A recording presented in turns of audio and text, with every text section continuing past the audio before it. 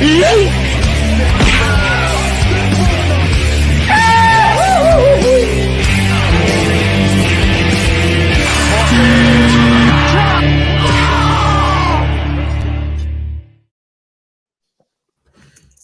Why are we still not fixed? Jacob, fix it. There we go.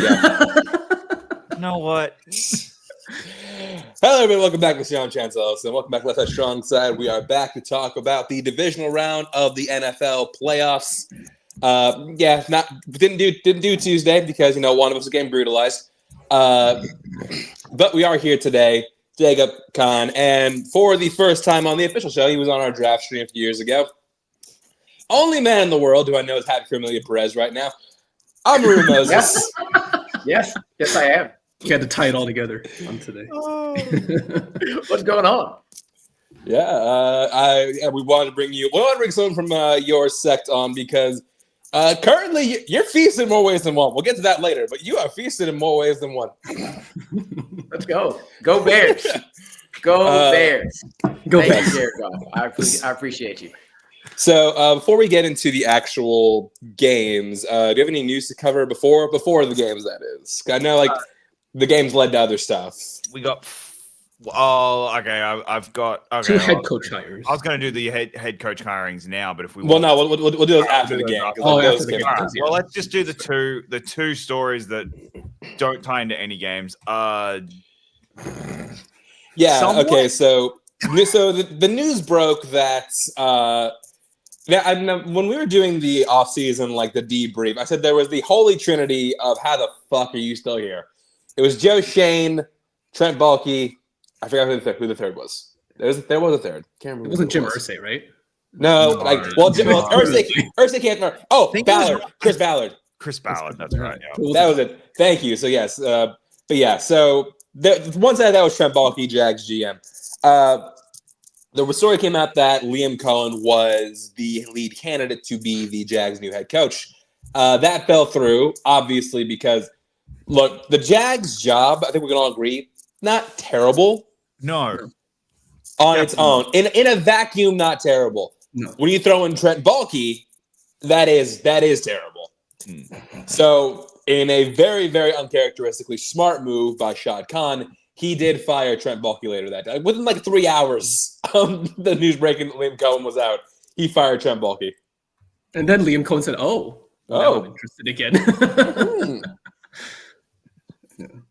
So I think it's so that's the interesting part of this story to me is one, it kind of made me go, God damn it, we're losing Joe Brady to the Jags. Because that's if once Cohen said no, Joe Brady is the next candidate. Absolutely. He's the one that they haven't been able to talk to yet. Out of all the candidates, Joe Brady's the one that they haven't been able to.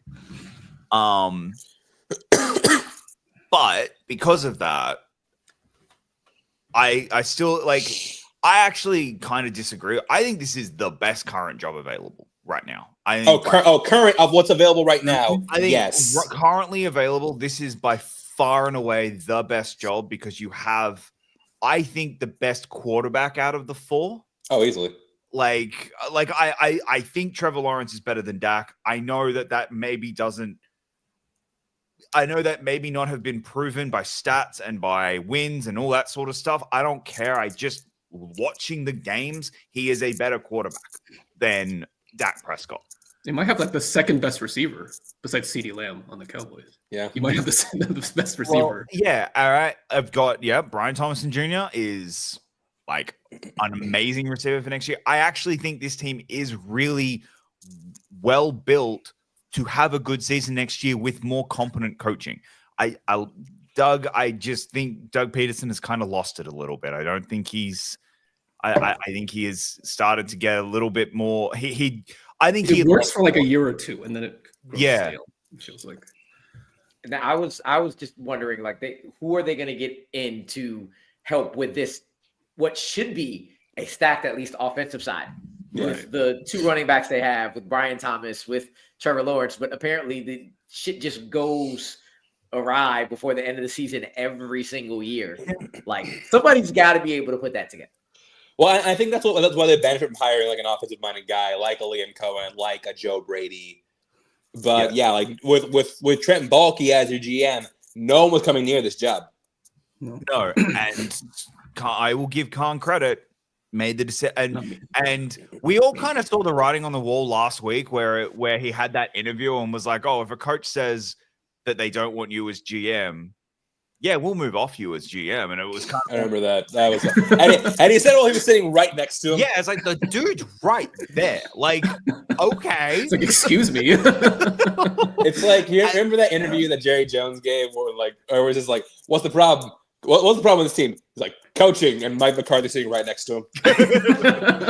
But like, so yeah, I'll give Khan a lot of credit for that. He at least acknowledged, like, it would have been very easy for an owner to just not acknowledge that as a mistake. Like, nope, I'm not acknowledged. Like, that's him admitting I made a mistake by keeping him. I'm going to get rid of him, to then now potentially get Liam Cohen back. And to now come back in and be like, yep, well, all right, you now got rid of him. I'm willing to come down and sit and have an interview that's an actual, like, all right, this is what I'm going to do. I find it, I don't love, and again, and this is why it's also being moronic for the Jags. I don't love a GM being hired after the coach has been hired. Because they're never on the same page. It's the same problem with like hiring a coach after you've picked the quarterback. Like, it's the problem that I think the Bears are going to have again for the third fucking time, is that quarterback isn't the coach's guy. Fourth technically. Yeah, fourth technically, but like it's not his guy, and because it's not, and the GM and coach are going to have the same problem. If Liam Cohen gets hired now, the GM, whatever GM they hire, it's going to be can you work with Liam Cohen? It's not going to be, no, Liam Cohen's my guy because I'm technically his boss. And it's a weird relationship, but because you've left it so late, you kind of have no choice, because Liam Cohen's just going to go back to the Bucs, who is already signed a deal, but maybe reneged. I don't quite know. I think they were about to sign the deal. Yeah, they're about to sign it, and now he's apparently like he's ducking their calls. That's the funniest thing. The fact that like Liam Cohen's acting like it's like a teenage girl, like he's just ducking. He's just ghosting them. Just ghosting so that's promotion or pay raise. What do I want? Yeah, so that's an interesting part of this that I think, and I don't know who, like, it's going to be interesting who they get in as GM, because again, that's the, like, I think Khan gets put in with the group of really bad owners, I think a little unfairly, because I think he does everything you want an owner to do. He's not overtly meddling, as in, like, he's not a Jerry Jones, Joe John, like, he's not Woody one Johnson. Of those ones who is just like, I am here and I am in control of this organization and I'm a de facto GM. He's not one of those. He's more than happy to open his wallet. Like, he's one who will pay everyone, as you know. Much so he destroyed the wide receiver market. Yeah, to the point where he ruined the wide receiver market.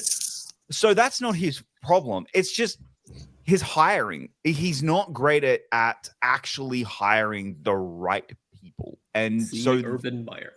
We'll see Urban Meyer. The ultimate example. Well, but even then, like, you know, it's loyalty to a fault to Baalke. Like, you know, because Baalke was involved with the Urban Meyer. He was involved with Doug Peterson. Like, he was involved with taking Trayvon Walker over Aiden Hutchinson. Exactly. Like, none of these have worked. And it's like, okay, so this GM hire is extremely important. And if they get that right, the Jags are going to be a scary team. Like, they are. It's one of those ones where you've got everything there.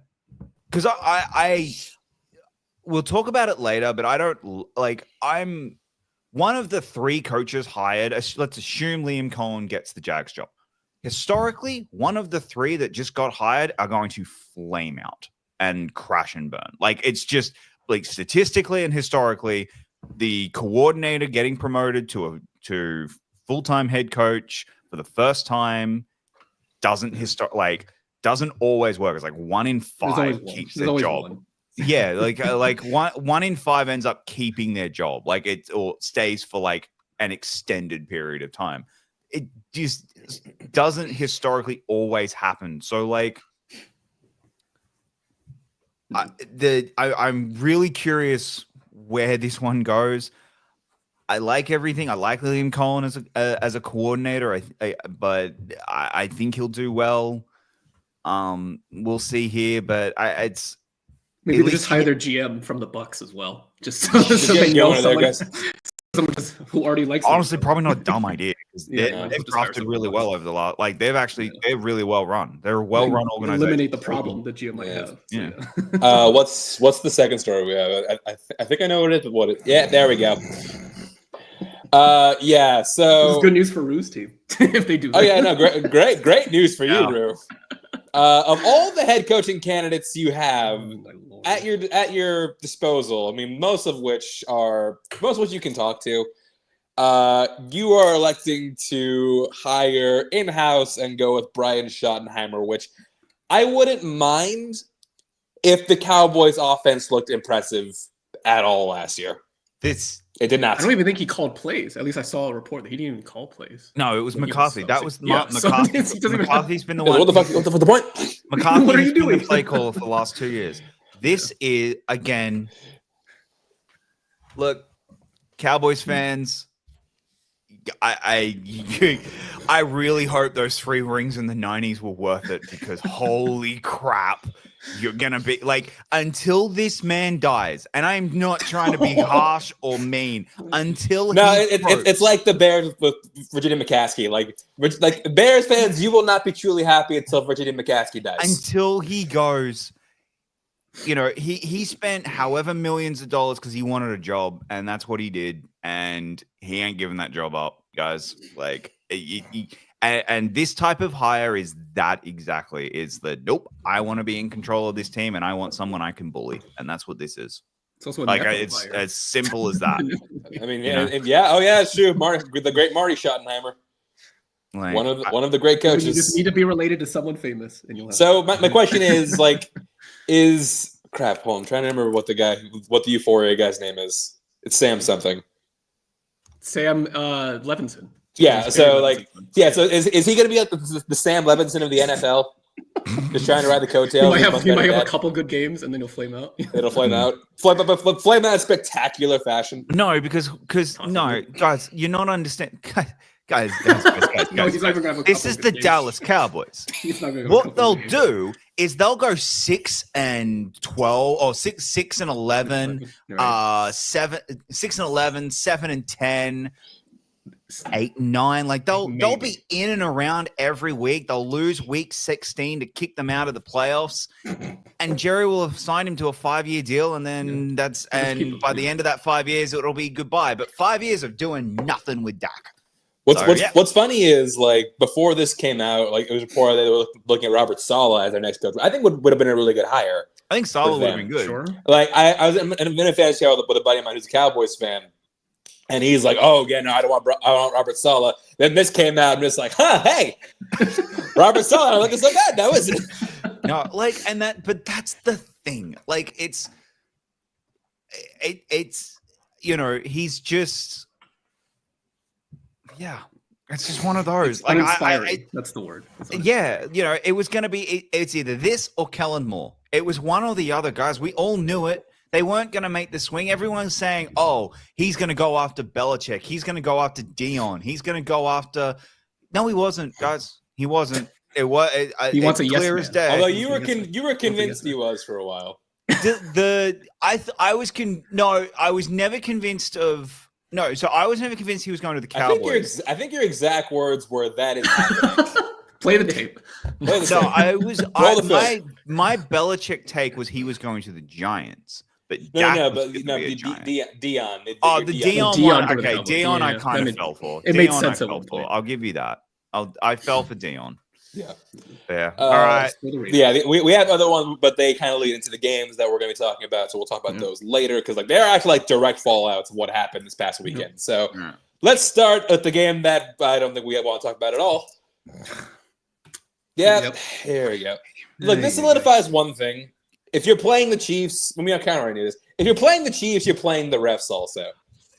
Okay. I think some Texans players said as much in their post-game interview. I'm going to be the most consistent person on this. I have been consistent on this all season. I've said for years, this isn't a Chiefs problem. It's an NFL officiating problem. It is not the Chiefs. It just looks it's because it's always the Chiefs. Or it seems the reason we think it's the Chiefs is because the Chiefs play the most high stakes game and they're on TV the most out of any team in the NFL, and that's they're the ones that we watch all the time. And that's why it always seems like it's the Chiefs. It's not. The NFL has an officiating problem. But that's the thing. Like, I think that kind of contradicts the thing we saw in a game this very same day, which another team did not get the same treatments. We'll talk about that later. But yeah, and again, I don't think that yes. Yeah. And then also, like, in my game, there's a defensive penalty. There's an offensive PI that 100% should have been called and probably is the reason the Bills won their game.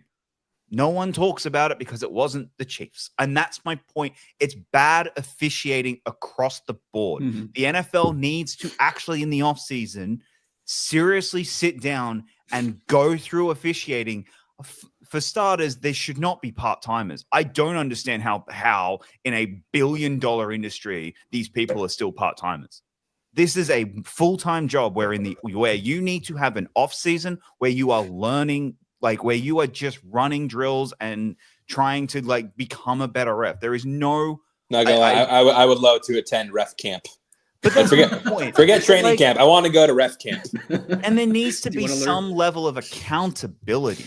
And I'm not saying I don't want to say the refs don't have a hard job. They have one of the hardest jobs in football because it is the most thankless job in football. No one at the end of a good game goes, oh man, the refs were amazing. Yeah. The refs were fantastic because the refs were amazing because we didn't see them. We like that. And that is the definition of a good game, is that the refs don't get involved and aren't like deciding. Yeah.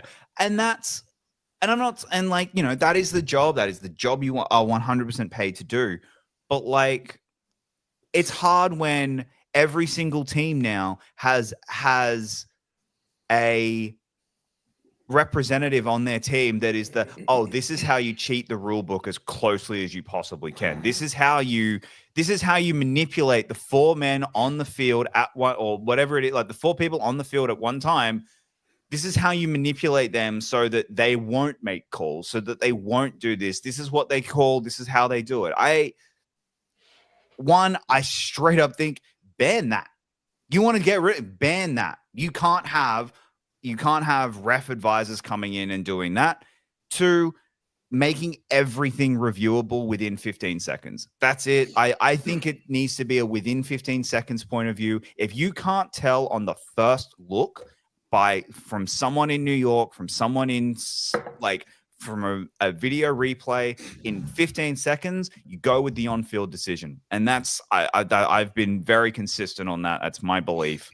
And then the other thing is I think they need to be full-timers. I think they need to be paid as full-time workers and go, all right, this is what you're doing. This is how we are making sure that you guys know every single rule and that you guys are fit and that you guys are able to like actually in real time and in high pressure situations make those calls. But let's talk about the actual game that got played.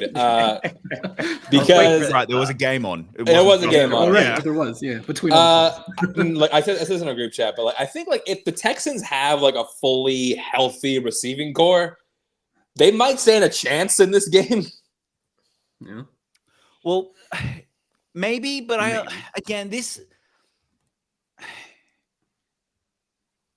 maybe I'm just in all seriousness, maybe I am just so traumatized by this godforsaken team. They've been in neutral all fucking year. I've not seen like they've. I've pinpointed they make other teams make mistakes. They just don't make mistakes. They're not playing well enough. Trying. They just don't make mistakes. Yeah, they're not trying. They're like, this is easy, and it's how they've played all year.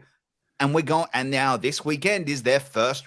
All right, this is the test. Like it's how I've watched Chiefs games all year. It's just they don't care. Like they're like, oh yep, our real season will start at the AFC Championship, and guess what? It did, because Travis Kelce went on, turned on for the first game all freaking year.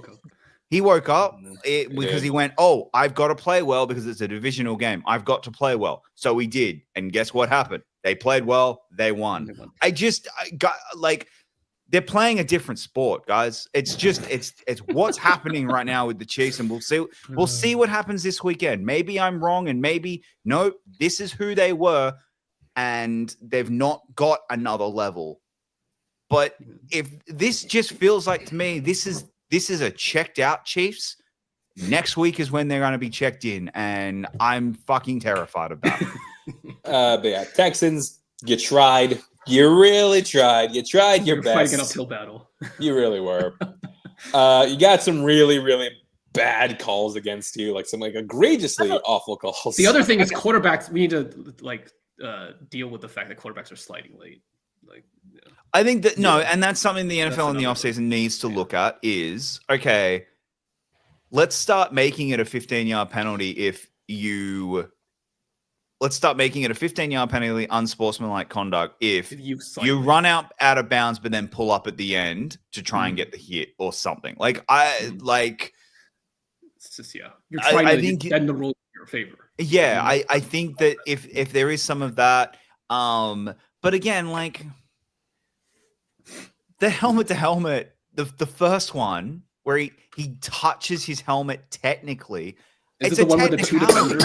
The two defenders, and then the two defenders coming in, they hit each other, but they also it's a technicality because technically they do touch his helmet, and it's one of those like, come on, no, but that's my point. It's a problem with the freaking rules too. Is that we've gotten so protective of the quarterback. Okay, really quick, I think we can all agree this was, if we're doing like the unwatchable game of the week, it was this, right?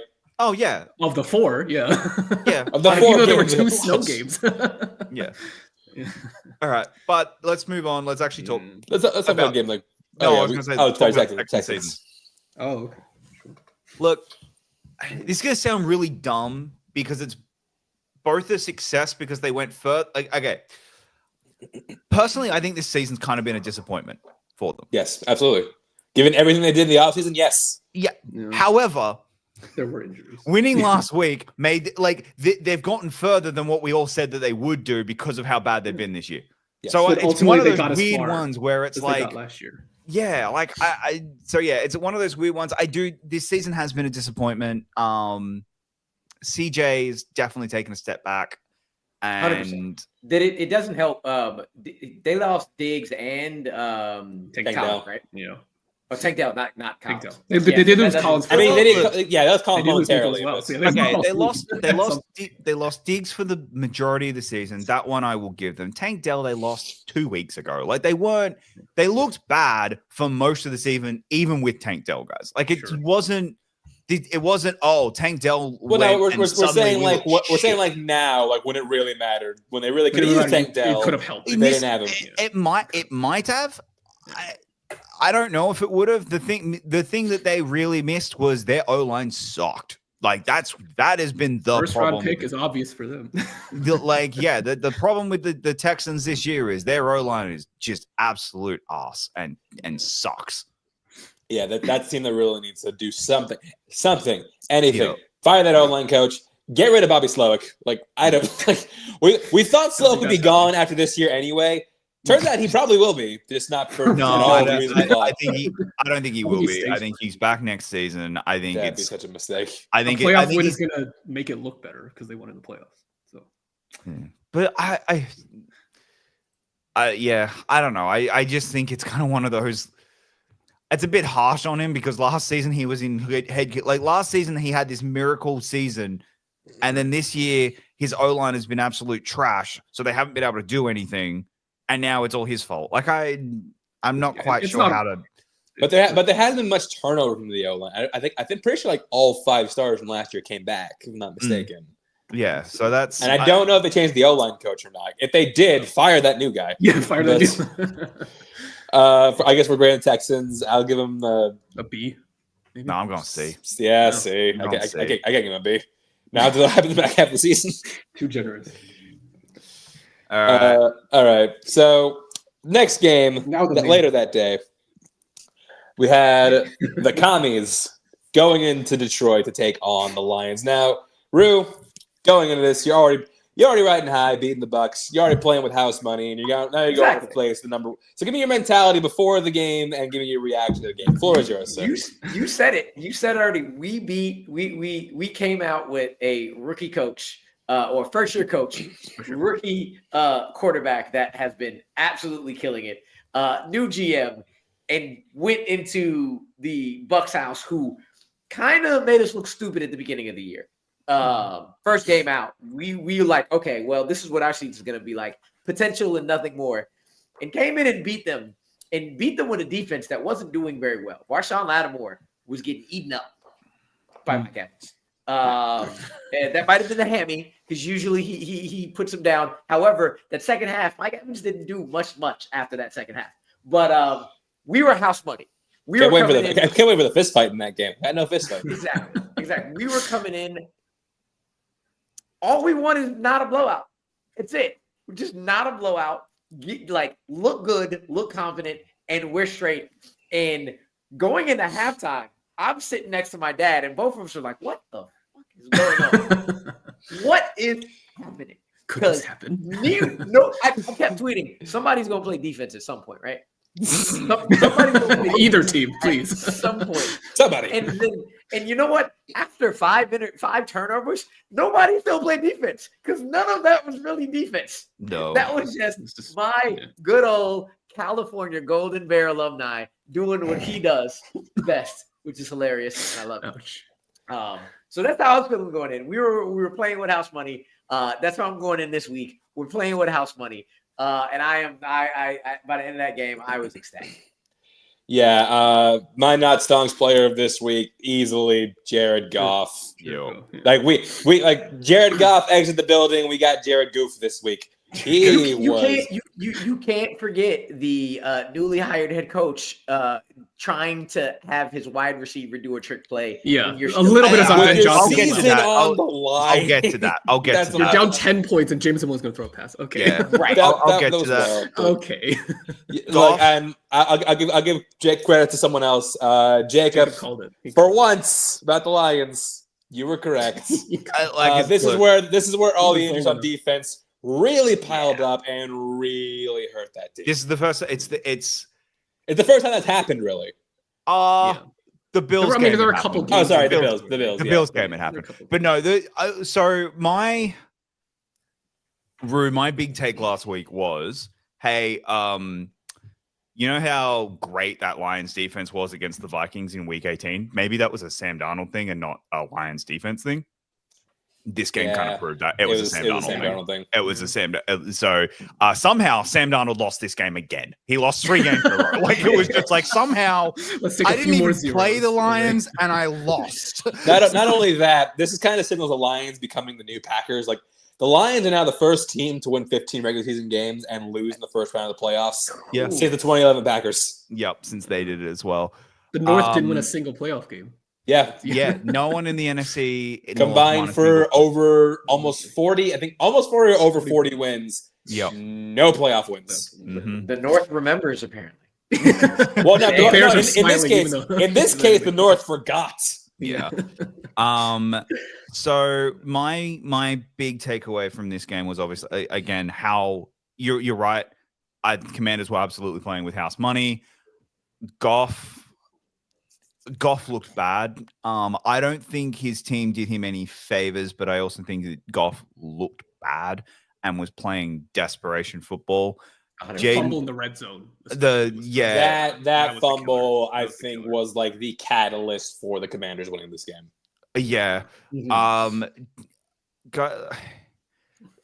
So I don't know. A take I've kind of had so far this year is that the NFC. We all can kind of acknowledge that the NFC is the weaker of the two in terms of the quarterback talent. There's a whole bunch of extremely good quarterbacks on this team. Like I think Jared Goff is an extremely good quarterback. Is a good quarterback. Maybe that's extreme. Yes, I think he's good. I think Jalen Hurts is good. I think Jalen Hurts is good. I think Dak is good. I think Brock on his day can be good. Brock when he has hit the Avengers behind. Yeah, I don't think that there is someone right now in the NFC that you could make a going into this season legitimate argument as they're a top 5 quarterback in the NFL. I think there were 5 quarterbacks no matter what in the AFC that you could have that argument of. Jaden Daniels today just went, "Oh, hey, I'm the best quarterback in the NFC, I'm coming." And by the end of next season, if he plays like this again next year, which again, big if, because we just saw CJ. This is a big if. If he plays like this again next year, he will be a consensus. He will be the best quarterback in the NFC by a country mile. And consensus top 5 quarterback in the NFL. Absolutely. Without question. I think we can't anoint him now because we saw CJ too quickly last year, and what happened this year. And that's my point. We can't anoint him just yet. He's still. Yeah. We need to see him do it again. But yeah. Okay, big takeaway is congratulations, Cliff Kingsbury, on your head coaching job of the Saints or the Raiders. It's most likely coming. I feel very sorry for fan bases of either of those teams. Yeah, although the Cliff Kingsbury collapse has not been happening. I've been waiting for this Cliff Kingsbury collapse of us this year. That's all. Jacob was thinking it's going to happen. Who right now is pulling their hair out?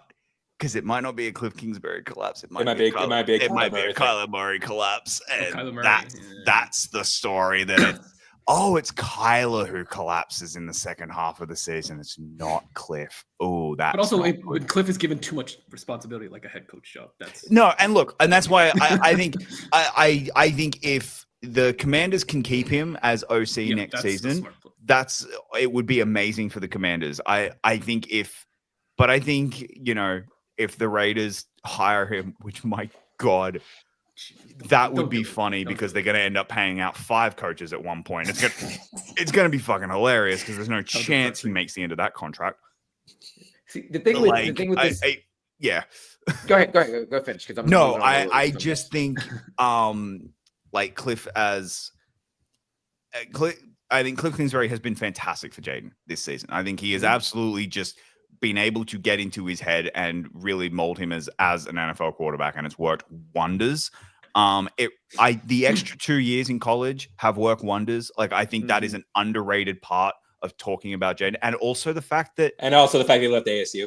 No, yes, no. Okay, funny enough, actually, yes, but not in the way you're thinking. The fact that he hasn't been told his entire career, you are the best quarterback in college. You are the best. Like he has not been the prodigy. I can remember in his second year at ASU, his third year when he was eligible for he could have declared and gone then, but he decided to stay. Looking up, what's his prospect? And people going, he's a 6th, if that. Jaden Daniels has never been an NFL quarterback prospect really until he went to LSU and 2 years later and developed. And actually, it's honestly, it's one of those great stories of, hey guys, you can do this. You don't have to go this season. You had the prodigy in Caleb and the kid who was developed in Jaden. And which one do you guys want right now? Yeah, and don't get me wrong. I think I have Caleb not on the Bears. Yeah, I think Caleb's going to be amazing. I do genuinely think Caleb is going to develop into an extremely good quarterback, but he needs time. And being told your entire he needs time, and he needs not the Bears. That too, yeah. On the flip side of, Dan, can I also just say, thank you. I was right about Dan Quinn. I was right about Dan Quinn last season. So that's come back to redeem myself. Thank you very much. All I know is thank you, Cowboy fans, for reminding us that we don't have Dan Snyder anymore because you still have Jerry Jones. That feeling is fucking amazing. Dan Quinn has been he is probably the second best user of motherfucker in the world. If you ever see his post game, because the amount of times he uses that word and it's great is amazing. Jaden Daniels, love him to death. Jaden Daniels, Jalen Brunson. That's where I put. Those are your guys. Those are my guys right now. And Josh Hart is also up there as well. I know we're talking about football, but like I have to bring the Knicks in. But I know, but like Josh Hart's still okay. No, he's a Commander fan, so it works. But anyway, two things. One, it does help Jaden Daniels a lot that you have one of the best security blankets in the entire NFL, and Zach Ertz. Showing that man. Yeah. Imagine saying that in 2024. Crazy because he's even older now than when he that's the other thing with this whole freaking roster. They built it smart. Yeah. But I'm also going to give Kingsbury this because think about we thought Dotson might be a solid third and we gave him away. Look what Cliff and Jaden and all of them did. One with Noah Brown, who before he got hurt. He was a solid backup.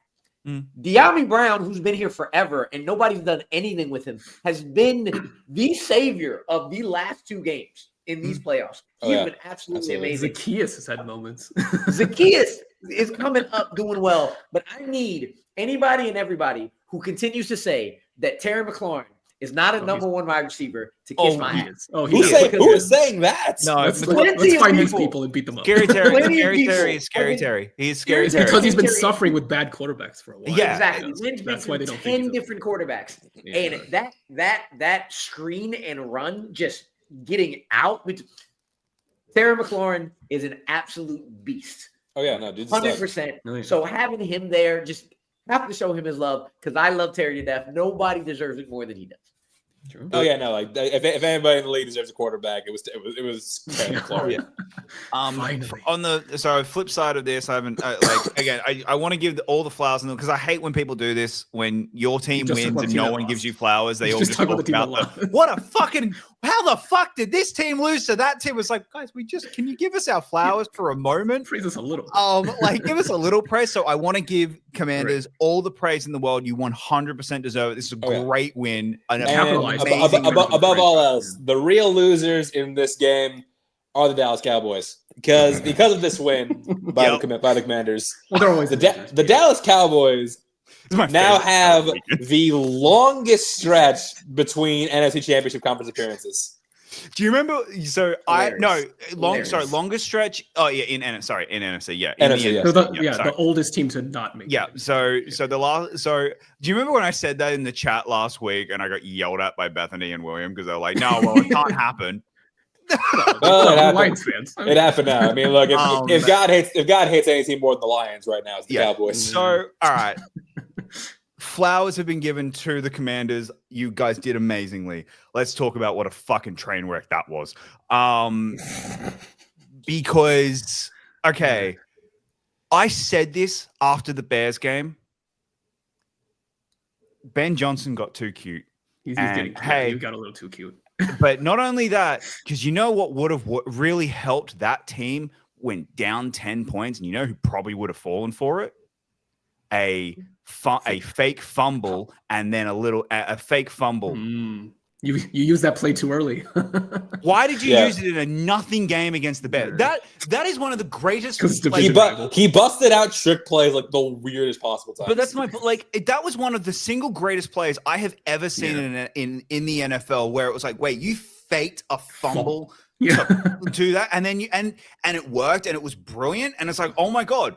Why did you waste that on a game in the Bears that you were up by 10 points? What the fuck? In a gotta have it moment. He's auditioning for his new team. I know, but against this Commanders, you had to have it, and you do, and instead you do the Williams one, and it doesn't work because guess what? He's not a quarterback. Right. Like the trick plays where you're running like end arounds or stuff like that. That's fine. What I was just glad about was that they stopped giving Jahmyr Gibbs the ball. Thank you for that. For some reason. Because he was getting everything and anything that he wanted at any point at any time, and they just stopped giving it to him. And I was like, thank you very much, because we have a notoriously horrible run defense. I like when you're down by that much, you kind of gotta abandon the run. But at the same time, like Gibbs a good pass catcher. Gibbs is a pass catching option. Like, But also, what was like at one point? What was Gibbs's yard per carry? Wasn't it like 7? Yeah, it was insane. It's always ridiculously high. Like, and I get that you were down, but like, when you're getting 7 yards a carry, you know what? It doesn't really matter. We can just be quick. We can just keep going quick instead. Like I made no sense. Like Goff playing terribly didn't help this team either. I'm sorry, Goff. You're now going to it is now going to be a thing of do the Lions do the Lions now have a quarterback problem? Congratulations. They have a ceiling. Because is it Hooker time?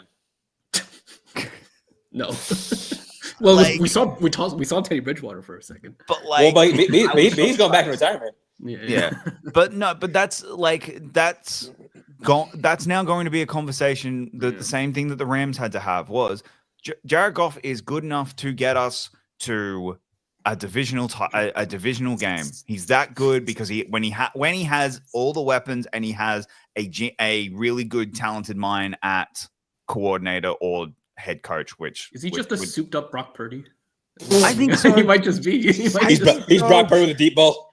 Brock Purdy, better. I really do think so, and that's going to be the unfortunate reality for Goff is that he now has that stigma on him. Can he win the big games? Can he? Because he had everything in this game. Everything. Like this was the year, guys. We can move off this and actually talk about the Lions, because this was it. I'm not willing to go that the window's shut, but when you lose OC, DC, and you lose in divisional round of the playoffs at home, it wasn't like as really a number one. Yeah, it wasn't really. It's not good.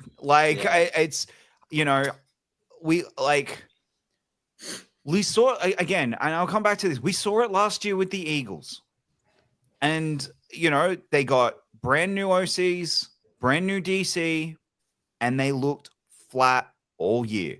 They kept winning games. They won games. I will give them that. They were winning games. But you at the end of those press conferences and the games they were winning, they were like, we look terrible. We like that entire year, those teams afterwards were like, we didn't play well. We didn't play well. And then the back half of the season happened and they didn't play well and they got their ass kicked.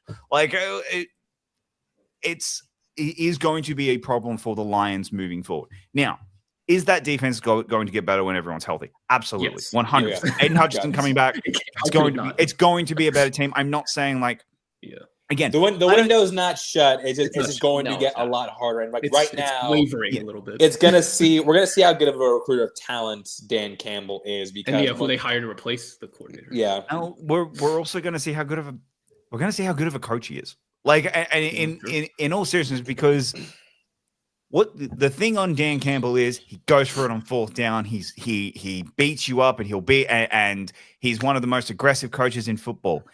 You can be really aggressive when your fourth down is 4th and 2 because Ben Johnson's gotten you those 3. Or when you're leading. Or when you're leading. Yeah, exactly. You can be really aggressive. It's really easy to do that. What happened? Like, how good is your next OC? How good really is he going to be? And is he going to be a talent like Ben Johnson? Is he going, because guess what? We went from Brian, my brain's just, we went from Daboll to Ken Dorsey, and it looked bad. And Josh Allen. And then we rebounded. Yeah. So OC matters. It really, really, really matters. And yeah, so that's I sadly, I think for a team that won 15 games in their best season of all time, I can't give them a failing grade. I just can't. Oh yeah, no. I would. given the fact of what they were able to do with all the injury, I give them like a solid A-. They won 15 games. They were the first team in the NFC. I gotta go B+. Like I'm at a B. I can't give them the A. But like, man, it's just you kept referencing the Dan Campbell post-game speech from last year about how they might not never make it. Yeah. Well, for 1 year, they're right. Yeah, well, for one, but let's talk about like what the aftermath of this game, because like we said, they did lose their two of their guys. Yeah, Ben Johnson, who I didn't think the Bears would get him at all. I thought they were gonna whiff on Ben Johnson. They were gonna go get Joe Brady. This happened fast too. I 100% thought it was McCarthy. I would have been a very Bears thing to do. For reasons of salt, I wish they would have gone McCarthy. But this was an uncharacteristic move by the Bears. This was the right move. This was 100% the right move. It's the right move, and it's very clear and obvious that contract was signed a week and a half ago. Like, blatantly obvious and kind of scarily obvious how that contract was signed in the bye week, 100%, and then they waited until they lost to announce it. Like, he was, and the Raiders rumors, I 100% believe was a desperation attempt of, hey, Tom Brady. We interviewed him. Can you try and convince him not to? Like, can you try and convince him not to, or to maybe put pressure on the NFL to be like, actually, why are you already signed with the Bears? Like, I 100%. I guess Brady was calling the Lions game, so and that's like I just beforehand. So that not a great look. I also don't really care. Like I'm like, well, he had a bye week. He's allowed to do that. Like that's within the rules. He's allowed to do that. I'm not going to begrudge a man for going for a promotion. Like, and not only a promotion, but he's now the second highest paid coaching in football. Like, and he gets to play his former team twice a year. So there's who's the highest? Is it Andy Reid? Andy. Is that okay? Yeah. Which does also then get into my concern. I think Ben Johnson is the prime candidate for isn't going to do great as a head coach. Like little bit between the two of them, the one I thought was going to. Although he has a better situation than Aaron Glenn. I just think I know, but Ben Johnson. I think there is so much pressure on Ben Johnson right now. Yeah. Okay, do you all agree? If they don't make the playoffs this year, it's a failure. It's a small failure, but yes, it's a small failure, but no. I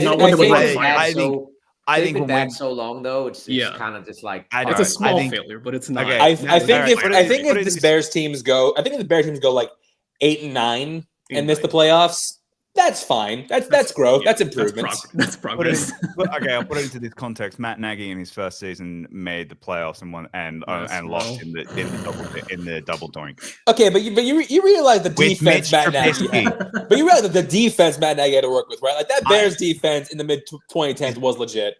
This defense is pretty damn good. Pretty legit. Not as good as that one, though. It wasn't okay, but fair. Also Ben Johnson is this offensive genius. The way that Matt Nagy never was. Yeah, that's my point. He's got guys. And Caleb Williams is not Mitch Trubisky. So he's not. Right. So like that's my point. I will guarantee you right now there will be an overwhewing amount of people in the media, in sports shows like this. Hell, I'll probably fucking do it. That will put the Bears winning their division or as a wild card. Yeah. It is going. We did the same thing last year. Yeah, no, it's going to happen. Actually, no, I don't think I will. I think my hot take is going to be that the Bears aren't going to be good. Like, I actually think that might be my hot take. I don't think that's hot in take. Year one or just betting on the Bears being bad is never a hot take. I think that's going to be my hot take that the Bears just aren't going to be good this season, and that the Ben Johnson experiment might not work. It's just a feeling I've got about Ben Johnson and about what they've done. I just don't get a head coach vibe from Ben Johnson. I get genius OC isn't going to deal with the actual like logistics of a head office. I mean, look, he's the most sought after head coaching candidate. So we're going to see how well he does next year.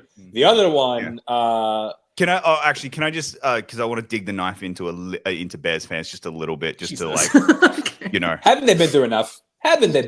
Yeah, no. They might be do you guys realize that Bears fans are staring down for the second time in a row? Uh-huh. We had the number 1 pick, or we had the higher pick, and we took a quarterback. The next one taken is the best quarterback in their conference. Mm. There is a chance they do it not once but fucking twice. Like there is a chance that it happens again. That'd be very. That is twisting the knife.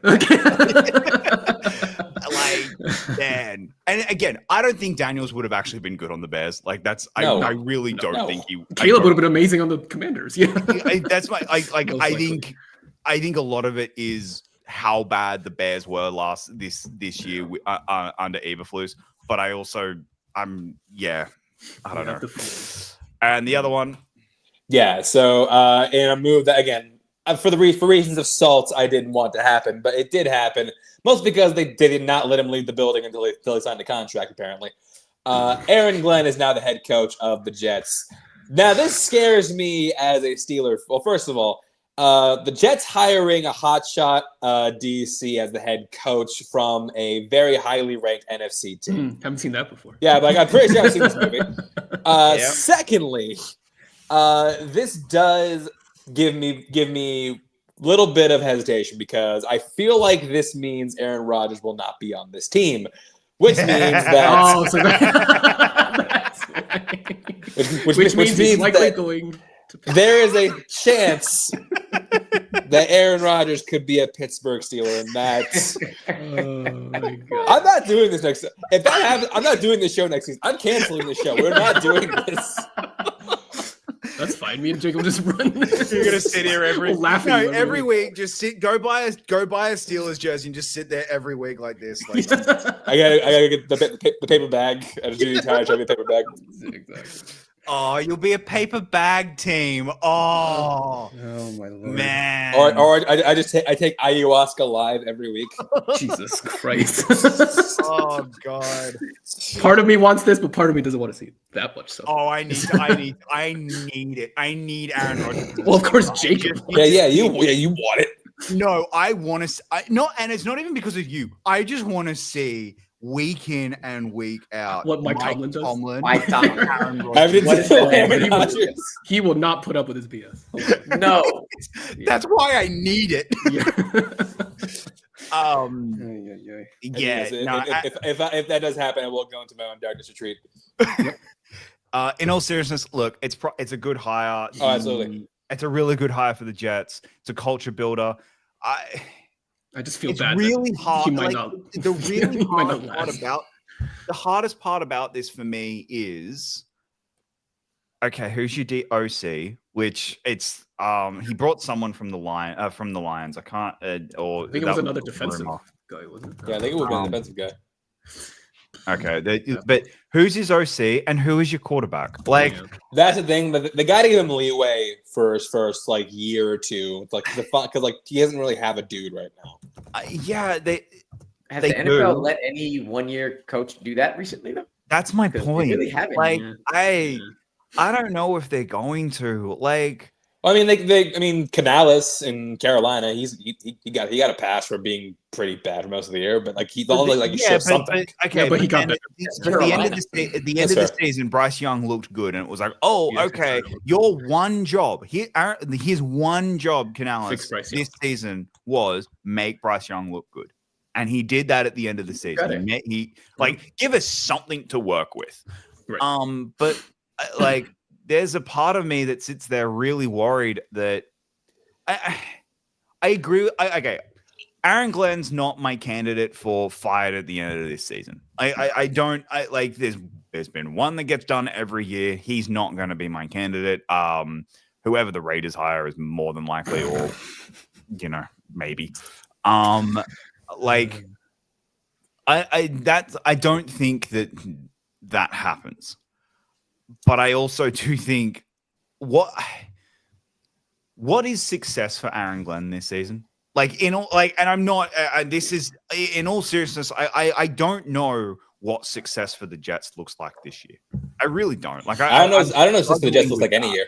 I'm saying it's weird because like the last couple of years, we've been waiting for Jets to take the leap into the playoffs. Yeah, to actually win. So like, I don't think anything less than actually fighting for a spot is going to be success. But if they don't have, then if they don't have a quarterback, how are they going to do that? That's my point. Like, they're too low to get anyone because there's no one in this draft. Like, look, if the Ravens could do it with Trent Dilfer, they could do it with Kirk Cousins. Like, that's kind of where I'm at right now with this team. Is like, who's the quarterback, and what are you going? And what does success look like for Aaron Glenn? I don't know the answer to that question. And that's kind of a bad thing because I don't know the answer for the Jets. The Jets, it's the Jets and the Saints, two of the in the most like just I don't know what success looks like for these teams. I like the Bears make the playoffs. That's success. Or same thing with Bryce. Make Caleb look like the quarterback we all thought he was. If Ben Johnson can do that, that is a successful season. With assuming with Liam Cohen now is officially a Jag that just got announced.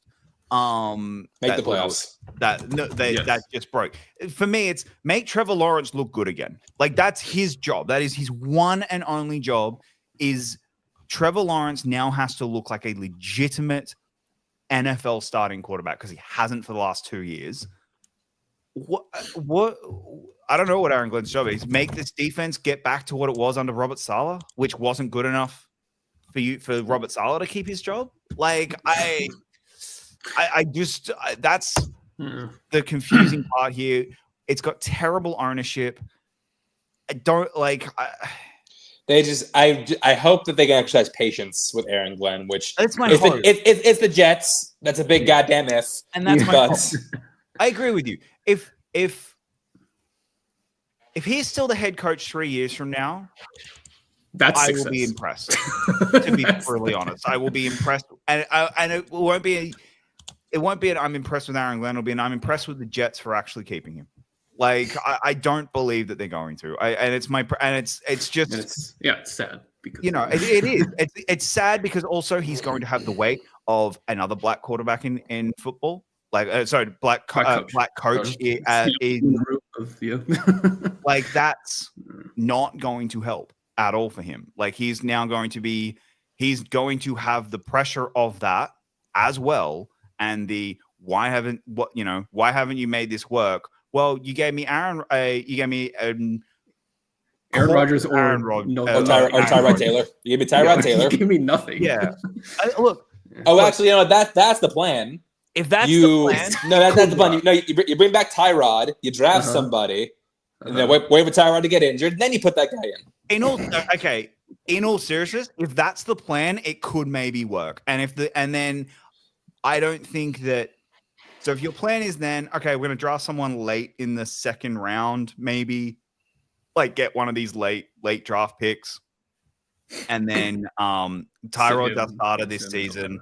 Yes, sitting behind Tyrod. Tyrod's our starter this season, keeping the relationship with Sauce and Garrett Wilson, making sure that they want to stay, building this defense and going 6-11, 7-10, then maybe. But again, that's what Robert Saleh did for 3 years, and he still got fired. And again, we know the real reason he got fired. But that's and I'm not saying that. Look, I hate the Jets, but I'm not saying this because I don't like Aaron Glenn. I feel for Aaron Glenn. I don't think he should have taken this job. I think there are better jobs for him to have taken, or he should have waited till next year. Like we should put out the Jets drafted him originally, so that's I know why. I get why. Yeah. I understand why because it's a homecoming for him. Yeah. I just think that I don't. Aaron, good luck, buddy. Yeah. You don't need it. All right. Hopefully, you don't have to deal with the other Aaron. Moving on to our Sunday slate, starting with the Rams versus the. No, get back here. Oh no, Jacob's wearing the hoodie over his. No. Actually, and look, I will give you a little bit of credit because, like, for the first half, this was actually pretty close. Like, the Rams were putting up a fight. He was playing well. Jared Verse, holy crap! Like, your defense rookie of the year, slam dunk with fucking pick. Good job. Yeah. Problem is, around halftime, it started snowing. Snow happens. Snow happened. Snow just decided came to down. blanket fucking everything. Yeah. Once that happened, the Rams couldn't hold on to anything. Surprisingly, the team from LA couldn't do much. Yeah. Who'd have thought the team from California couldn't play well in the snow? Yeah. This was a like Philly dominated them time of possession. Dominated on the ground. Saquon played like a man. Another 200 in this game. So 200 yards again. Wait. So thank you, Dallas, for what you do. Thank you, Giants, for what you do. Benefiting off of all every other team's. So last year, earlier in the season, the Rams played the Eagles, and Saquon ran for like 200 and something yards. It was his highest run. It was his highest yardage of the season. 255. Yeah, there we go. And so maybe in the playoff game, in their infinite wisdom, they decided, hey, you know what? We're just not going to load the box most of the time. Even when it's snowing, they're going to hand off in the snow. Right? Especially in the snow. Exactly. Not only that, not only in the snow, and also when your quarterback is hurt. Jalen was hurt and not playing well. And taking sacks. Yeah. Taking sacks. He did bust off a really, really great run against the Rams. I'll give him that one. Start. Yeah. That opening run was amazing, but then he got hurt and he started playing badly. Like that was he got hurt and you could tell, and he was like, he's not. He didn't want to come out because obviously. He didn't want to come out. He goes, like in this situation, why would you? No, I'll give him all the credit in the world for that. I will give him all the credit in the world for that. That was fair. God, this might limit him for next year to watch. Well, for you, yes. It was infuriating because, those two. Because you're right, this game was so close for the majority of it. It was so close, even towards the end, and I've absolved a lot of blame from Sirianni, but this is a badly managed game by his part, especially towards the end of the game. Sirianni's an enigma that I will never understand for as long as I live. I will never understand it ever, of this man who is so clearly and obviously in over his head as head coach. So clearly and obviously terrible at his job as a head coach. But he keeps winning. He just keeps winning. It's like an 80% win rate. And I don't get it. I just don't. It's like kind of the opposite with Trevor Lawrence, where it's like, I watch you play. You are extremely good. I can see how good you are. Nothing else proves it. I cannot prove it. Like you pass the eye test, but literally nothing else. Yeah, where in Sirianni's the opposite is everything else in the world proves it, and then it's like, so why is he a bad head coach? Because I watch him fucking call games, I watch him. You watch him bring his kids to press conferences. Yeah, I don't get it. I really don't, and this fucking take is gonna haunt me for the rest of my goddamn life. Well, especially if the Eagles go all the way. You are never gonna let that down. No, I know I'm not. But the two fumbles is what ended this game. Straight up. And also the Matt Stafford overthrow, on a gotta have it fourth down. Yeah, that was terrible. That wasn't. We need to give him a chance. But not only what an incredible catch from Puka. You know what really shits me about this as well? What really shits me? But at the start of the season, I called that the Rams were going to be a good team this year. And if they were healthy this all year, they would have been. They would have been the team in the NFC. They were a damn good football team this year. They were just unhealthy. Puka probably wouldn't have been offensive player of the year because of what Saquon was able to do. But he would have been a goddamn finalist. And I just that frustrates me because I was right about the Rams except for injuries. This sounds harsh. I think Stafford lost his Hall of Fame case this game. No, I don't think that. I think that throw. Okay, put it this way.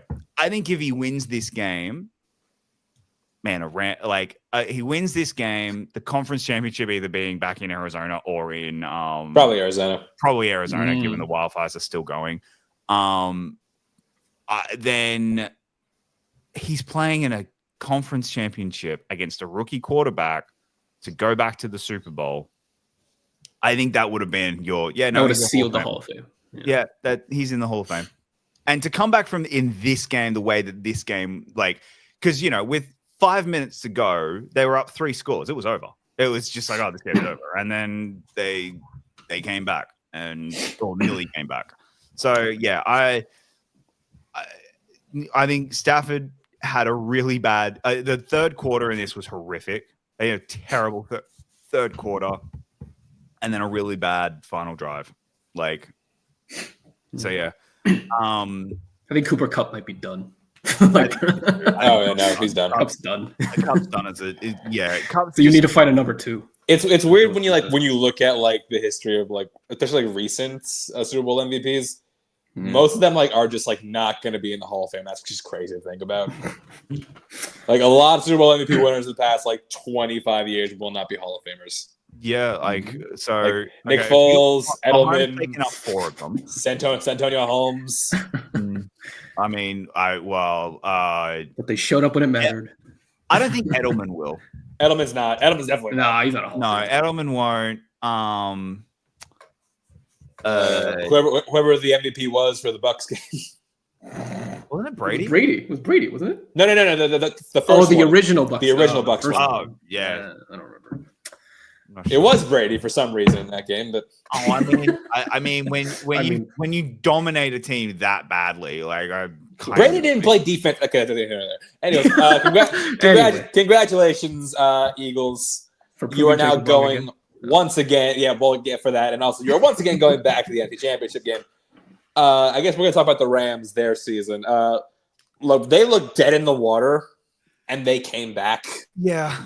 This is kind of one of those, and again, other than me, no one had them doing well this season anyway. So I got to call this a massive success as a season. This has been a success. For me, it's not because I was massively, this was my sleeper pick for the season, and they didn't quite live up to that, but only because of injury.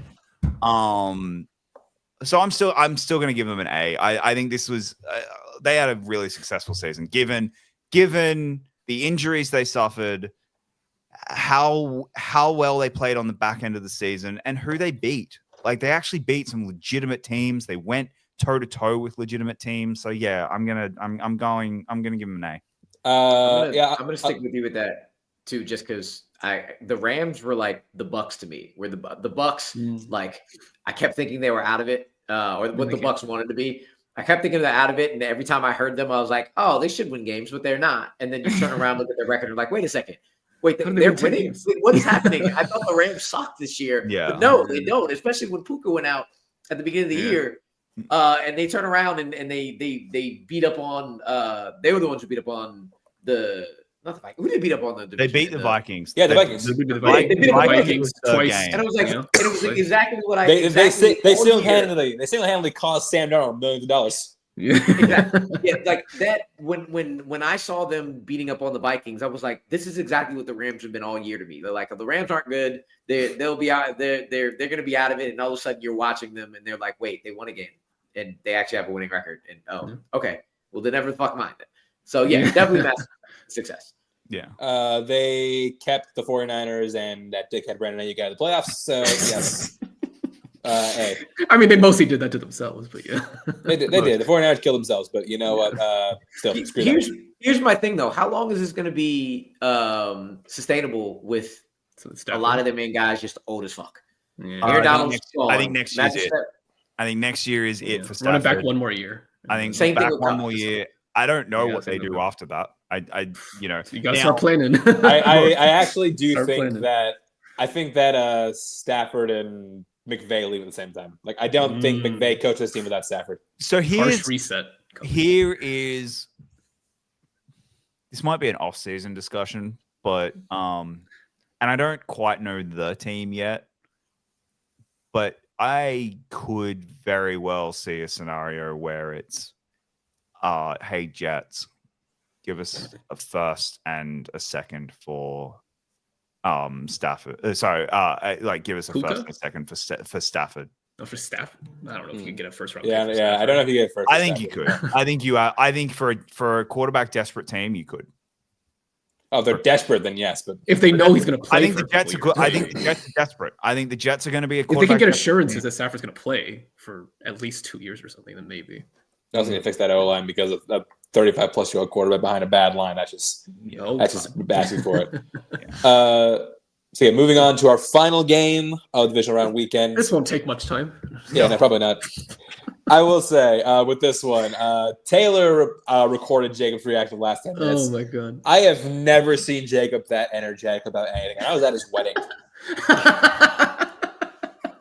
Do you know Taylor said the same fucking thing? But she was like, I was gonna. Where was this energy for our wedding? She was like, I was gonna put it in the chat.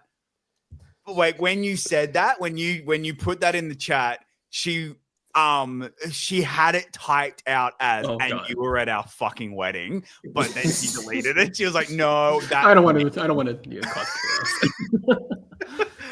chaos. Yeah. Poor Mark Andrews. Yeah. Poor. Mark. Okay, let's break it down because like the Mark Andrews is the tip of it. The Ravens. Look, we talk about the Steelers and like how like they're predictable like every year like screen the playoffs, lose first round. The Ravens are the Steelers with one extra week. Like exactly what you're getting for the Ravens every single year they get in the playoffs. Like they'll probably win one game in the wild card because of what they do. Second things get like remotely tough, they crumble, and mainly Lamar Jackson crumbled. Like Lamar Jackson was horrid for a lot of this game. I'm going okay. This was a game of two halves by far. Far and away a game of two halves. Bills played fantastic in the first half. Absolutely. Fantastic in the first half. They were driving down the field. So that first drive, I was worried. The second drive, when Bills then responded, I was like, okay, all right, I feel a little better that they were able to respond. Lamar throws a god awful pick. Like what? Yeah, who the both on him. What was he targeting? Who was he targeting? Bateman gave up. It looked like Bateman gave up. Or he ran the wrong route. It's on both of them. On both of them.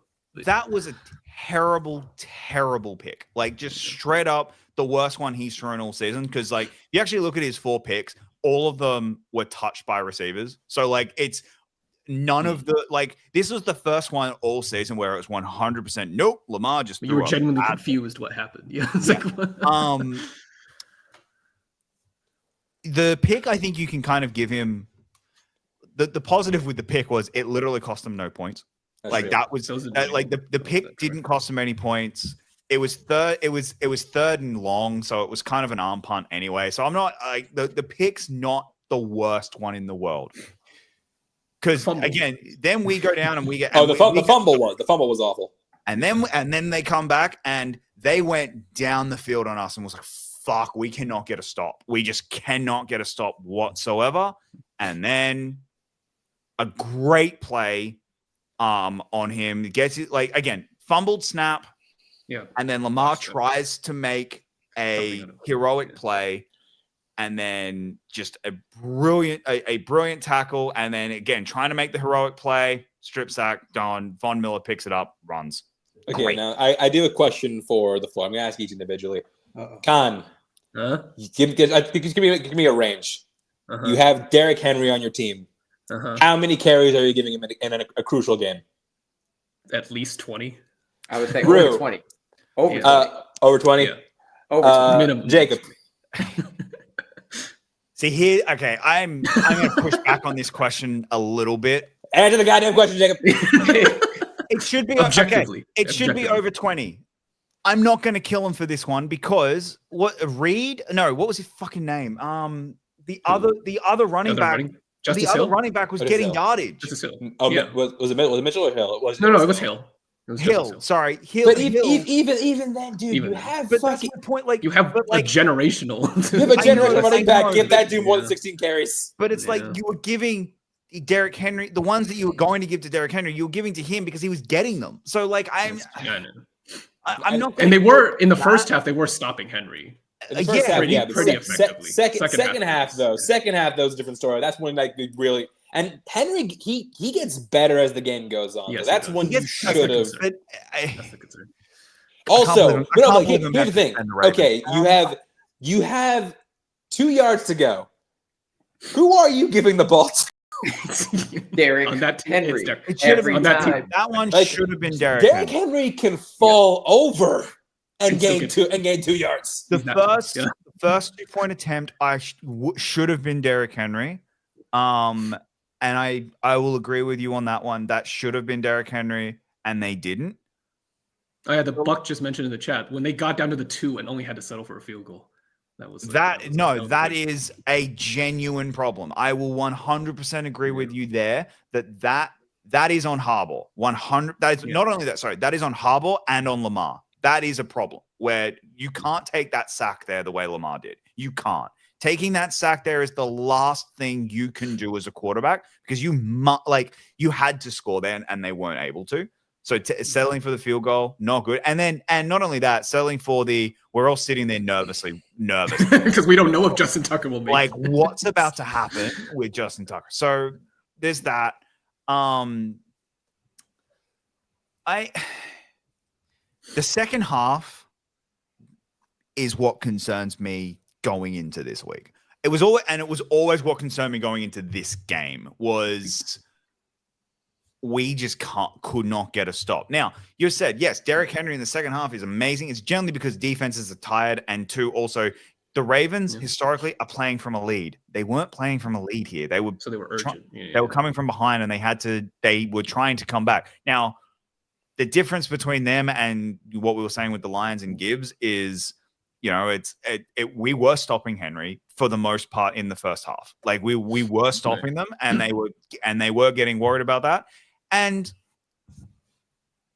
I think there is an element of, hey, let's put the ball in the hand of our MVP.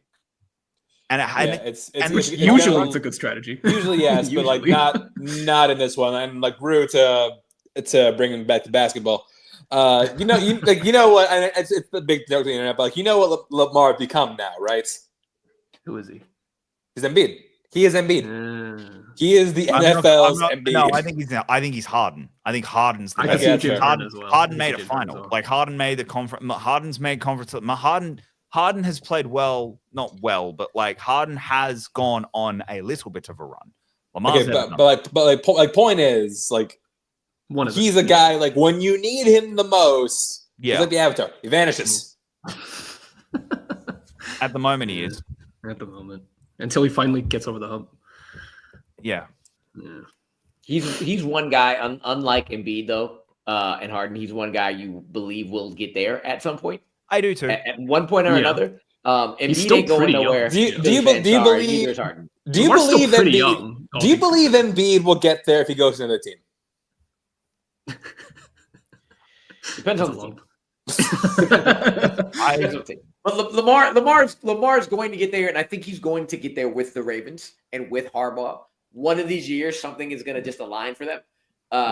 That's my thing. I don't know about Harbaugh. Harbaugh. I think I think the Harbaugh relationship's starting to come to not an end, but like I think it's kind of the same.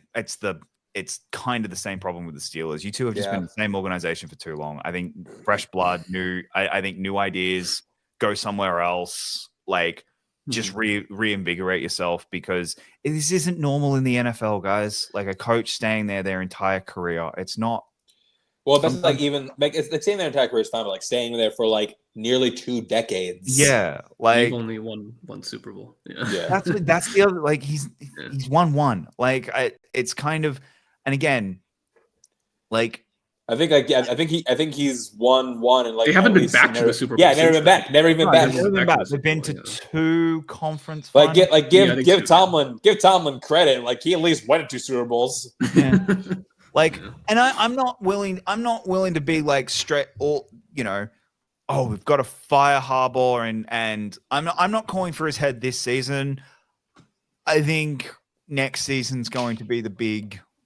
How long can you keep doing this? Where you just how long do you keep? How long do you keep falling in the same traps? Like exactly. Yeah. Because like the Ravens again, like let's do it. Same thing every year. Yeah. How long was is Henry's contract? Is he 3 years? There next year. He'll be there. Okay, he's guaranteed there next year. And then we'll see. I would be shocked if he's there the year after. I'm giving. See, for me, getting up there in age. You give it until Henry is out. If you're not doing something by the time you decide to get rid of Henry, that's when Harbaugh needs to go. Yeah. That's fair. No. Then I think Henry, it's still like a 3-year deal, and like he's not slowing down. I think I have a feeling with Henry, the drop off's gonna be a drop off. Like I think it's going to be. I mean, people have been saying that for years, though. No, I know, but I don't think it's going to bust in your house. I think at some point it's going to be his body just goes, I can't do this anymore. Like Keanu with John Wick. My knee is hurt. Yeah, I think that there is just going to be a drop off. It's not going to be a. You got 1,800 yards this season, and the next season gets like 900. And it's like, only signed a 2-year deal, by the way. Oh, it was only 2? I thought it was 3. Next year's it. I truly think next year is his last year. I could have sworn it was a 3-year, $24 million, but okay. It was 2 years, $16 million. Damn. Oh wow. Okay, so I got the number right, but I got the years wrong. Yeah. And remember, Jerry Jones did not want to pay this for Derek. Nope. Yeah. So there's that. All right. Let's talk about the Mark Andrews drop. Yeah. Then the crazy thing there were is two. Like, he dropped 2 balls. They had he fumbled. The first one wasn't bad. It wasn't. The first one's not on him because that was a block. The fumble was on him. The fumble is almost. It's actually what he was doing. Lamar one. No, it is because that was the moment that momentum swung and just absolutely swung. They were driving down the field. And the Ravens were winning that game. Like at that point, the Ravens were winning, and it was like, oh, we're fucked. Okay, that's it. Like it reminded me of the Mendenhall fumble in Super Bowl 45, where just like we're driving, we're going to the field, fumble the ball, we're done. Yeah. Like so that was a turning point of the game, even though we only went down and scored a field goal. A long Tyler Bass field goal. So I am going to give Allen, I'm going to give a lot of credit. McDermott, I'm going to give a lot of credit because he was right. And hey, the dumb fan on the couch was wrong. I was screaming to go for it. I did not understand not going for it. I was like, oh, you're going to put him on the 2-yard line. No, you have to go for it. You have to go for it. You have to go for it. If you don't get it. And then they messed up I didn't like going doing shotgun at that point. I thought that was dumb. I never liked doing shotgun. I did not like that. I thought that was a mistake. But I don't know if you guys saw it, but I certainly did, and it shows the level of maturity Josh Allen has. You saw he wanted to pitch that so badly. He wanted to. Someone asked him about it. He wanted to so badly, and he didn't because he went, nope, that would be a dumb move. He knew it shows. It honestly is the first time you've gone, oh, that's why they're so good this year, because Josh Allen's not making the mistake. Josh Allen isn't making the dumb mistake that he normally would because he was playing hero ball. He's not playing hero ball. He is playing good offensive football. So there was that. Went down, scored, got 3 points. Lamar had, in all seriousness, he had all day to throw that touchdown pass. That touchdown throw was incredible. It was. And then they go for the 2, which you had to go for 2 then, obviously. Yeah. And before we get into that, I want to flash back to 3 years earlier. The Ravens are playing the Steelers. Ravens are hobbled. That was like their big injury season. But they still had a chance. All they had to do was go for 2, and they were going to win the game. They run that exact same play. The play action rollout where Andrews open and he didn't catch it. Guess what happened this time? They run the play action rollouts, and he's wide open. But the drop is worse this time because he had it. I thought he caught it. Initially, I thought he had it. Well, so did I.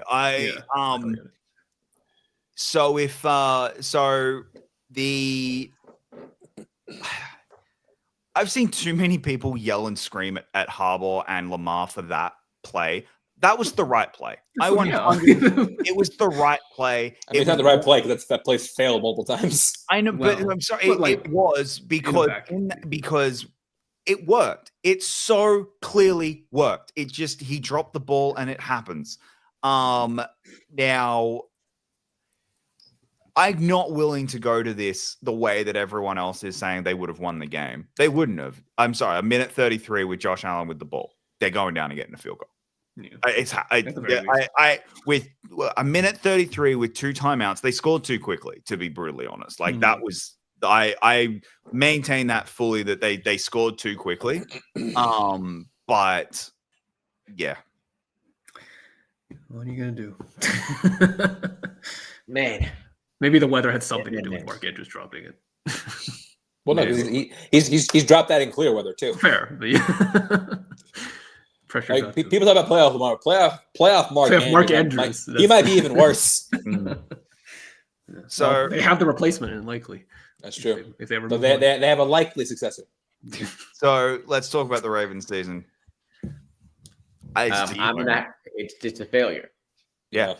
They were a Super Bowl team. They were a team that had to make the Super Bowl. Yeah, a couple dumb losses when they lost to the Raiders. That's the Browns. No one talks about, or the Steelers the first time. But this is a division game. You can forgive. I can forgive the Chiefs loss in the opening game of the season. That's 100%. It was that close. It was that close. That's a forgivable loss completely. The Saints one. Was it Saints? No, Raiders. Raiders. They lost to the Raiders. Yeah. The Raiders one is the worst loss of the season by far. That's just dumb. You can't lose that game. You can't be a team that loses that game whatsoever. And then the Browns one as well. The Browns bad. The Browns one's bad, but it's a divisional game, so I can kind of forgive that one. Same with the second with the other Steelers one. It's like it's a divisional game. I can kind of forgive that one. The Eagles loss isn't good. Because that is your single biggest rival going into a Super Bowl, and that game never looked close. That game never ever looked close. It was over. So that's not good. And then that's that 4. No, I can look. I'll look. Browns. If they lost another stupid one. Stand by.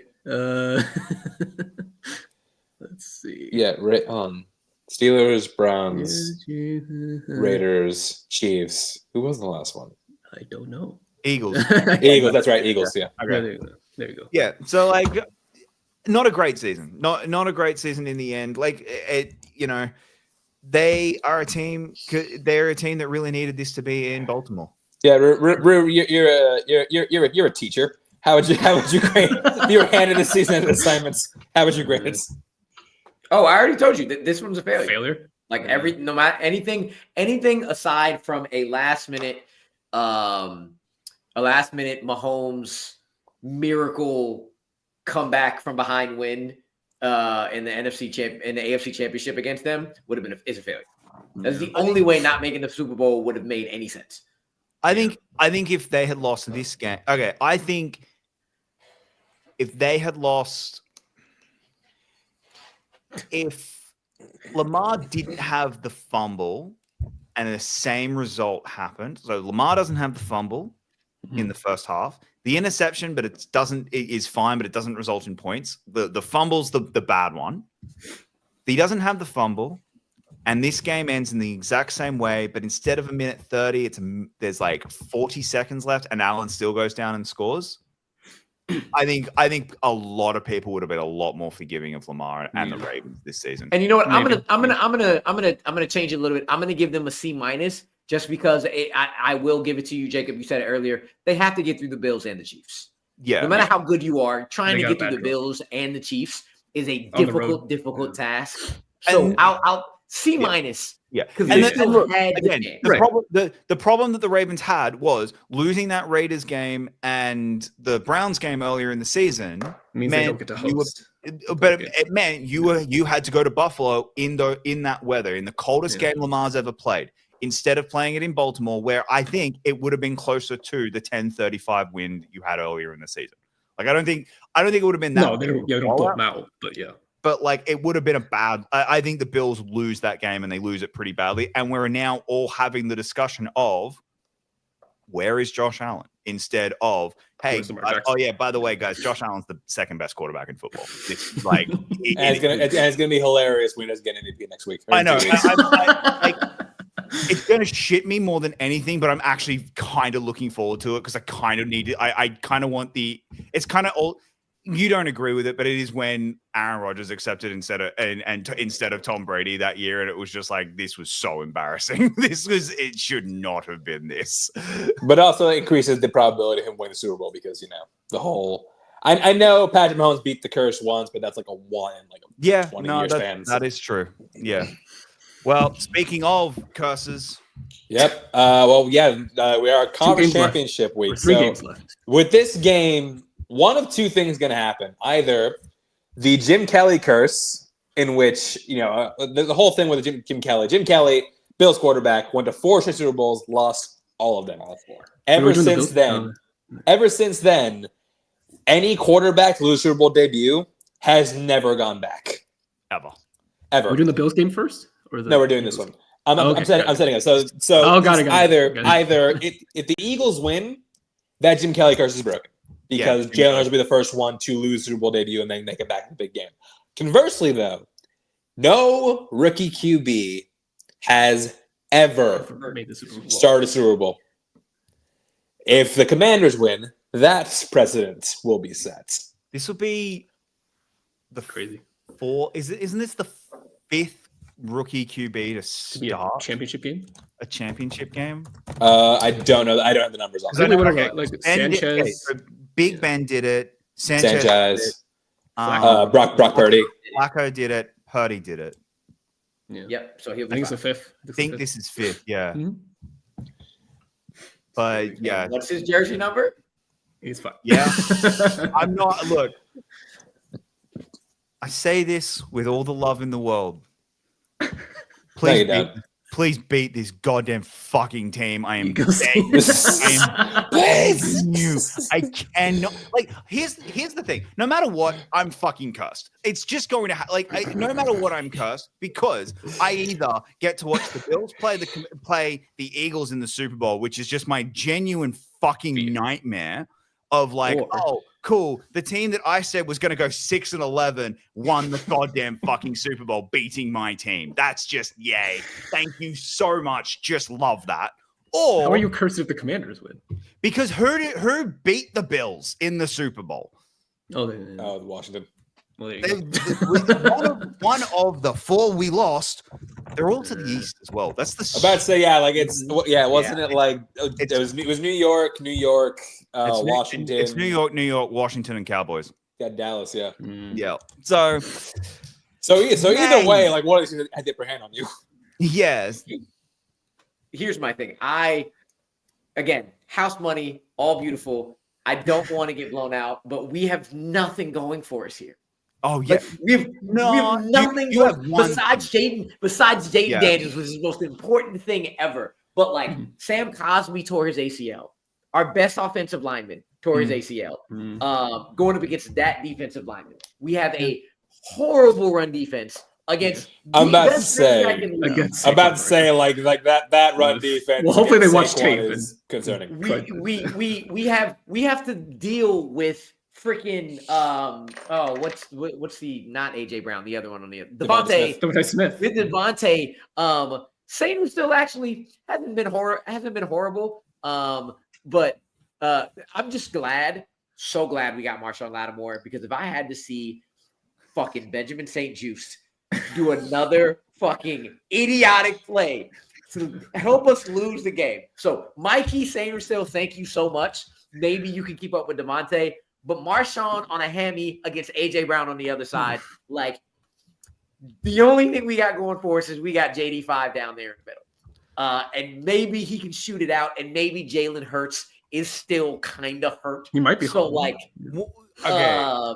So here's but you got Saquon. So yeah, I don't see how we win this game except pure juice and vibes. Good vibes. Good vibes. He's just going on that vibes. man in the pocket doing what he does because he never looks phased. So throw it up to the gods. I hope, sir. I hope you don't have to go against the Eagles. I don't. Because I really hoping. You see, I'm picking Philly because I want him to go against the Eagles. So you're right. Everything you just said is 100% right. In that, this should be a blowout on paper, and I think it will be. I do think this is the game where the fairy tale ends. Unfortunately. What I'm going to say, though, is I'm not positive it's going to be a blowout because even that first game where it looked like it was going to be a blowout. Like playing each other for the third time. So that's the other thing. So we stayed with them. I just think it's going to be like how we beat the Lions, where we think we got it, and then Eagles just like, nah, you're done. You're done.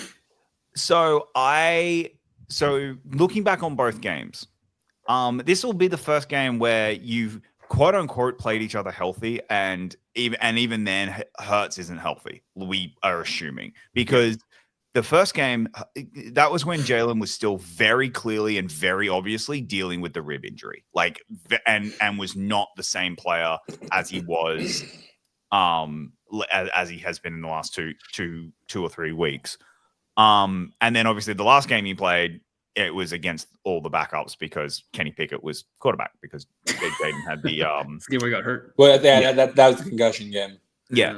But even with Kenny Pickett though, like it was a game. If we forget, like if Devonta Smith makes one catch, they win that game.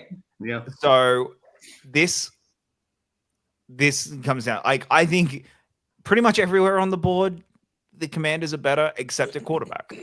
And the Eagles. Eagles. Sorry, Eagles. Sorry, Eagles are better pretty much everywhere. He's not budging, folks. He is not budging. He's willing this not to happen. But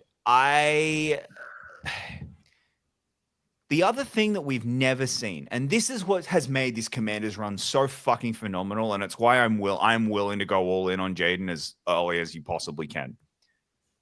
Those other 4 times that rookie quarterbacks have made it, all 4 of them were on the backs of defense. Even Big Ben was on the backs of the Steelers defense. Oh, absolutely was. All right. What Washington defense? They don't have one. This has been on the back of. This has been on the back of their rookie quarterback. Yeah, we're ranked 18th. Never seen that. Yeah. So and this kid is playing like a vet. So we'll see what happens in a conference championship game. It's going into Philly, which again, not great. We'll see what happens. I think there is a genuine, very real chance they could win this, but I'm going with Eagles. I think the Eagles do pull it off. I just think it's the fairy tale is going to come to an end. I really hope I'm wrong. I really, really, really hope I'm wrong. To make my official pick, I'm going exactly what Jacob said, except Jaden Daniels is going to do a game-winning drive because there's no way I'm not picking the Commanders. Yeah, I'm about to say, like you would be the first one to come on this show and not pick their team. All right, so for the Stonks metric for this one, I'm going to do one for each team. For the Commanders, Zach Ertz. Revenge game, yes. So yes.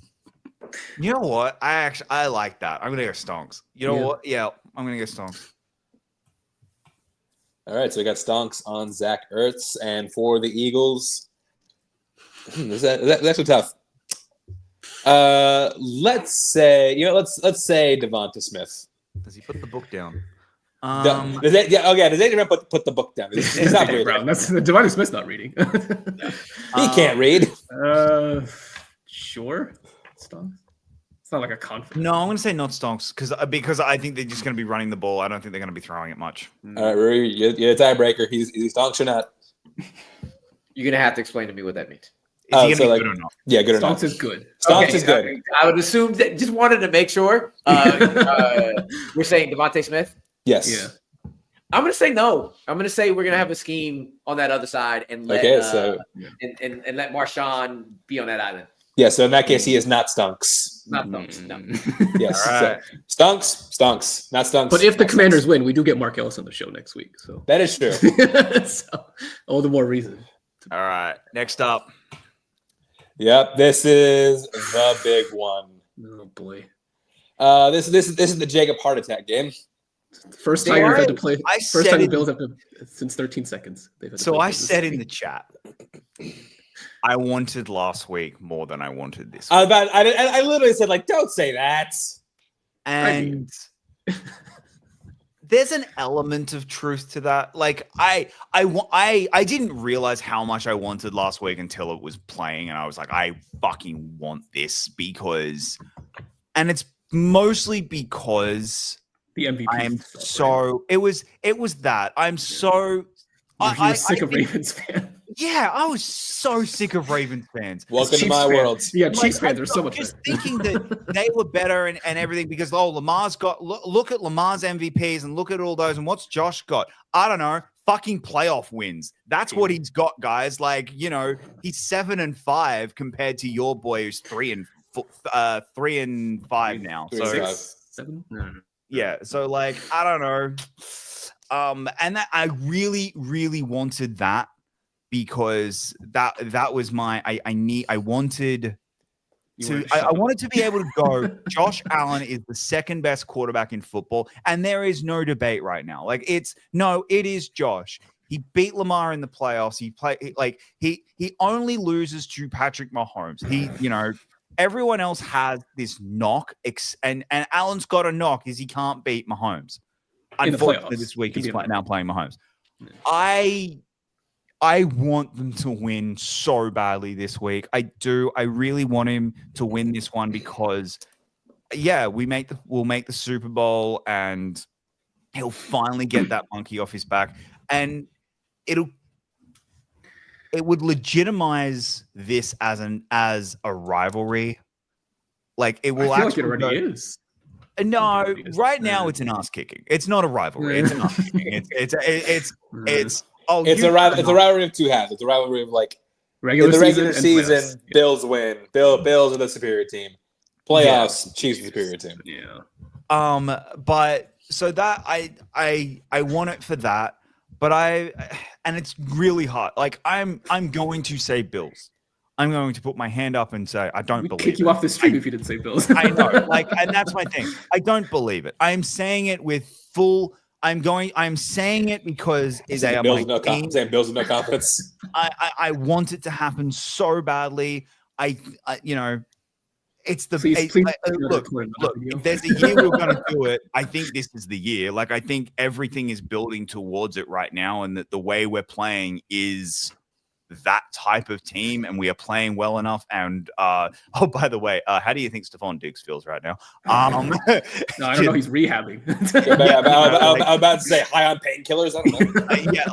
No, I was meaning, for 3 years, the biggest knock on Josh Allen was he threw too many interceptions. He got rid of the best wide receiver he's ever had, and suddenly his interceptions has gone massively down. There's no quotation. There's no quotation. Stephon Diggs is still the best receiver he's ever had, but clearly he doesn't need the best receiver. That's my point. Given all the discussion last year was, Diggs made Allen. I don't know. The conversation was he was a Stephon Diggs merchant. Now, maybe his interceptions were bad because Diggs is a diva who can't help it when he doesn't get the ball, and Josh was just like, fuck it, I'll have to get him the ball somehow. Anyway, that's a tangent. Like I said, I think we can win because we're playing smart football. I am worried about our defense. I was more worried about our defense going into this game to last week than I am this game because the Chiefs don't have the same level of running game. Yeah, about to say you can. I think you can defend against the Chiefs passing attack, and the Chiefs can get got. And the Chiefs can get got on the back end. That's how you can beat the Chiefs. Is you can get them with deep threats, which we do kind of have right now. Coleman's playing well. So is Shakir. Amari Cooper has disappeared. Yeah, Matt said, did you trade for Amari Cooper? Why was the trade for? Amari Cooper's doing his job because guess what? Defenders are going to him. That's true. So it's doing his job. Like you drafted a D. You traded for a decoy with a 3rd round pick. Traded for some cardio for a 3rd round pick. I'm fine with that. Like I whatever. So I think we can do it. But I have been saying from day dot, the Chiefs are winning the Super Bowl this year. I'm going. Is that an Aussie thing? Day dot. Yeah. Yeah. Okay. It must be. You learn something new every day. We need to have a segment on this show. Jacob's Aussie phrases. Maybe. His Aussie phrase of the week with Jacob London. I don't know that they're Aussie phrases. That's the thing. Like they're just Jacob phrases. Things that I know, but as in like I don't know that they're uniquely Aussie things because I say them not knowing that other people don't. You know what I mean? Like so look, I think the Bills can do it. I'm not confident. I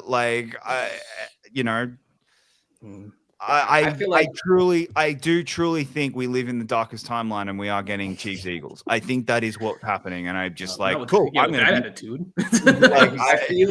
I'll tell you this, Jacob. I feel the exact same way I do about the other game. With this game, everything looks like it should be going the Bills' way all year. The Chiefs have not been the Chiefs, except for the fact that they know how to win.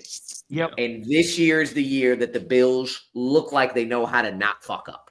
Right. Yeah. And the Chiefs have to play an actual decent team. They look like for a while they might lose to the Texans. Last year, there was a chance. Like a half. I don't think the Bills do that. I don't think the Bills should win this game, in my opinion. However, it's the Chiefs. Yeah. So anything can always happen. Yeah. So I'm going to go with the Bills. But it should be, but damn it, you never count those Chiefs out no matter what. Yeah. So I mean, I think this one will be close. Because 100%. For selfish purposes, I really, really need a Bills versus Eagles Super Bowl. Like, look, you took away the Steelers Super Bowl, you took away the Irish National Championship, which I'll talk about next week. If nothing else, God. Give me the Bills, not the Chiefs. Eagles. Give me Super not Bowl. The Chiefs. give me not the Chiefs, but I got the only option for not the Chiefs is the Bills. So I'll take the Bill. Yeah, I'll take the Bills. Same. Finally exercise. Right. And all right, so stonks for the Bills.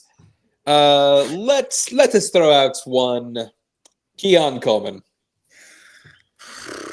I don't even know if he'll have that many stats. I'll say no. No, I'm going to say stonks. I think he gets one big. If a receiver goes off, I think it's Shakir. No, but I think Coleman will have a moment. I think he will have one of those big moments in the game that we're all talking about. I'm going not because I'm with Khan. I think Shamik gets that one. Shakir, thank you. Shamik. I think for the sake of Haley, she really hopes it's not. Yes, not Shamik. You really hope it's not. She really hopes he's not there.